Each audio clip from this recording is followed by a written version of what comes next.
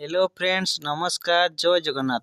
Odisha tehsil office रु आसिला नियुक्ति data entry operator अमीन RI post देखो यह ऑफलाइन पोस्ट कौन सी एग्जाम नहीं डायरेक्ट सिलेक्शन।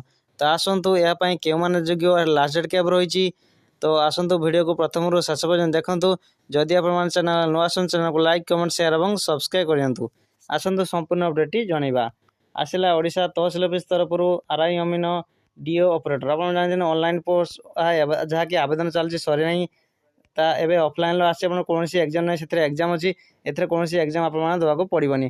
पोस्ट रही सेक्शन ऑफिसर डीओ सर्भर अमीन आरआई चेयरमैन। जदि आप केवल +2 पास कर तो आप ऑनलाइन आवेदन करेंगे। ऑफलाइन स्पीड पोस्ट रही लास्ट रही 21 फेब्रुआरी 2026 रही।